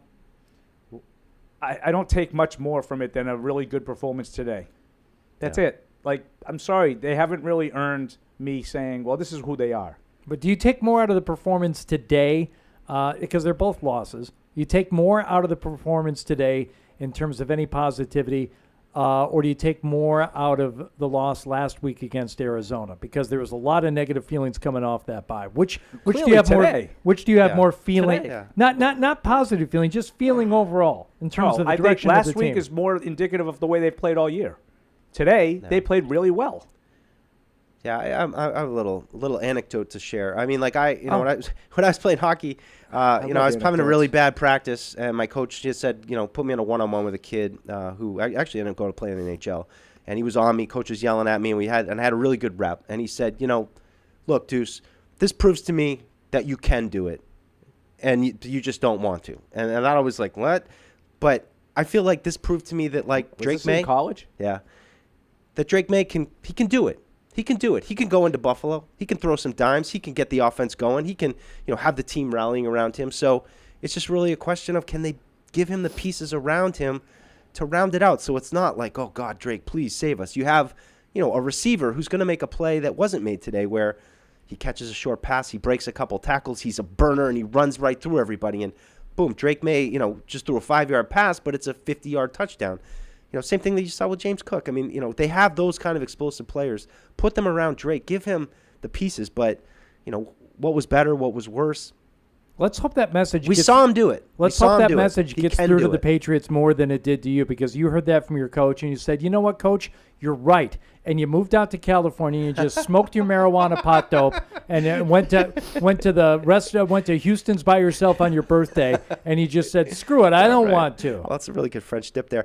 No, to be honest with you, I was kind of like, Coach, I want to be able to do it all the time. Can you push the right buttons on me so that I do? And I don't know why I don't all the time. And that was more of the thought. But that's not what you want to do. Right? No, but I mean, the general point of it is, though, that you saw evidence that this kid can do what we need him to do. And it's a very small sample size, granted, but it at least gives you hope that maybe you can extrapolate that out of him, out of the team, build off of it, and build the kind of team that at the end of December, with the division still in doubt, that this kid can go up there into Buffalo, into a hostile environment, and play a 60-minute game somewhere down the line. All right, let's hear from Drake May, his post-game press conference right now on the Patriots post-game show. Here's the quarterback. Drake, the way you are, you've got the spirit out. How tough was that with the way you got maybe played the best first half of the season coming in, and then the turnovers in that sequence in the second half? How much did that cost you? How frustrating was that? Yeah, it's really frustrating. Just hurting ourselves, the same things repeating, and those guys are playing. We're playing hard. That's the biggest thing. I see those guys are fighting. We're fighting. What atmosphere out there was. We feel like the weather didn't really affect us. Feel like we run the ball well, throwing it well, and got off to a hot start, and just came out of the second half and just put our defense in a tough spot after they tied it up, and then went down there in the red zone. And just got to be better in the red zone on me. I got to be better. And I got to be better with getting to stuff and be ready for, blitz zero and making plays. And at some point down there, it's a reflection of the quarterback. I think it's starting to come that way down there in the red zone, and I got to do better and do more and make better throws and give our guys chances because they're playing their butts off. When you say it's a reflection of the quarterback, you mean they're kind of challenging you if they're breaking extra rushers? Yeah, for sure. Yeah, I mean, just me seeing it. They're presenting a picture, then bringing zero. They're presenting a picture, then dropping out. I think it's just a challenge on me to, hey, we're going to force you to make tight throws. We're going to force you to be ready for blitz zero. We're going to force you to not be able to run the ball. And maybe I make a play, not letting me scramble. I think I scrambled a little bit too early sometimes tonight. And then just at the end of the day, we're in that game, and that's a playoff football team we just played with a MVP candidate, and we're in that game, and I felt like we had a chance to come out with that one. So 2 laterals in the game. Are those designed to be laterals, or is that execution off on those plays? I'm not really sure. The pass is not laterals, but there's a backwards pass to Ramondre. Yeah, we've been running that play all season. I'm just unfortunate that we didn't get the end. That end's a big dude and it's tough player to cut. So that's really just a tough break, and got to get back and maybe try to make it forward. But tough play on Mondre to catch it and get blown up. So I maybe either got to throw it at somebody's feet or do something different. Yeah, I think it was a collision definitely at the goal line. We had a concept, and kind of felt like it was gonna be the same type throw against the Colts to Hoop, and I let it go early, thinking he'd break it off, and just wasn't on the same page. I got to give him a chance. I think he was thinking back pylon, so I got to give him a better chance to give him a maybe hold the safety a little bit. So just frustrating. We're down there. Got a chance to go up and make it a 21-17 ball game, and just a kind of frustrating kind of heartbreaker. On that touchdown to Keyshawn, can you just take us through that play and what you saw there? Yeah, just taking a shot pressed up, man. I'm just giving our guys a chance to win on a fade ball, and I think had some other chances tonight, throw back shoulders instead of throwing up over the shoulder. But great play by Booty, and I felt like it was a great start to the game for getting up 7-0, and then what a catch. What were your impressions of your first quarterback design runs? How did that feel? Yeah, I think the one on the goal line should have cut it up. I thought it was slick out there. Couldn't really feel my feet, but I think the other stuff, I think it's a chance for us to pick us first downs. We had a big one at the end there around the edge, and other than that, I think there's time for it. But at the same time, I think me making plays, I think I'll scramble enough and make some plays.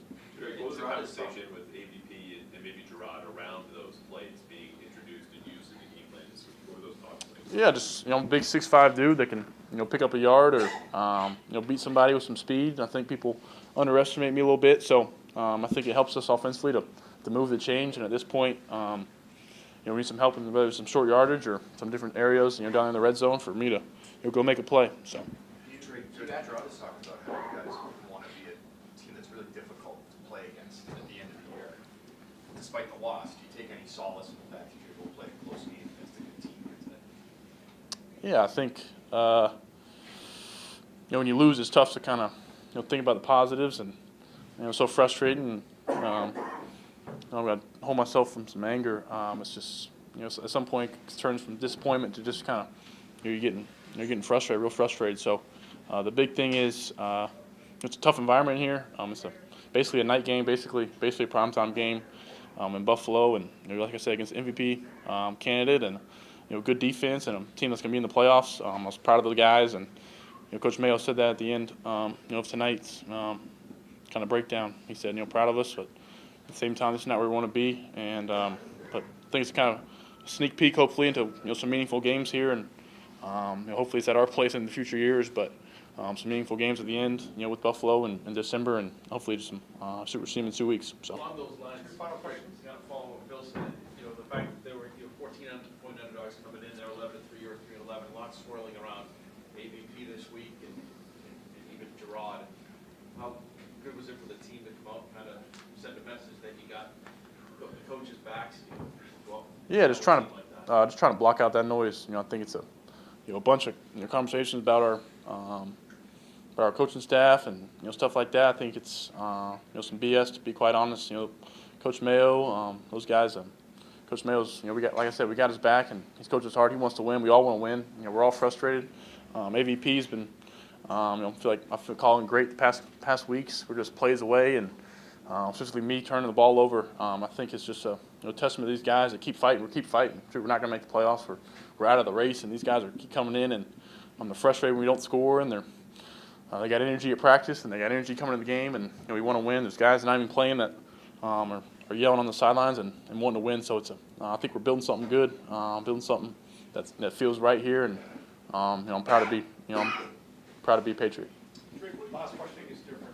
After going 0-6 last week against Arizona on a third down, you started 4 for 4 today. Yeah. Certainly were able to convert a lot more as the game went along, and even overcome some penalties at times. For sure. Yeah, I feel like last week just to really get into the flow of the game. I feel like we got into the flow of the game tonight, and I feel like I was seeing it well. I thought those guys would do a good job of finding space and beating their man one-on-one. They challenged us in one-on-ones, and I think hopefully people continue to do that because I like our guys in one-on-one matchups. I think it's a little bit different game. We're up 14-7. That first throw to Booty, I threw it in the dirt, had a dig across the middle. It's 14-7. I think I hit it. That's possibly a big play, and maybe get down there and score another time. That'd be huge. So they challenged us, and I think we felt like in a good rhythm. And credit those guys for studying the plan. We're getting in and out of a lot of different calls and different formations and different play calls. So proud of those guys, and I feel like we got something to look forward to. All right, there he goes. There goes the quarterback, Drake May, after the loss in Buffalo today. We are wrapping things up here on the Patriots postgame show. Paul, final thoughts? I just hope to make it home. He's a lozenge. I'm going downhill in a hurry. Yeah, it really took a turn here. I want to get out of this confined space that I I'm don't sitting blame in you with guys. Paul Perillo. I don't blame you guys. Deuce, This final is all thoughts. Deuce's fault. You And got me sick. Final thoughts and make them quick. Quick week. See what Drake does next week. That's it. Fair enough. Pleasure filling in once again for Matt Smith this season. Gentlemen, enjoy the rest of the season. Enjoy the game next week. Merry Christmas, everybody. Happy Hanukkah. Happy holidays. As we wrap things up here, and your final score for the final time, Patriots 21, Buffalo 24. Thank you for listening and watching. Thank you for downloading this podcast. Subscribe on Apple, Google Play, and everywhere else you listen. Like the show? Please rate and review us. Listener comments and ratings help keep us high in the podcast rankings so new listeners can find us. Be sure to check Patriots.com for more news and more podcasts.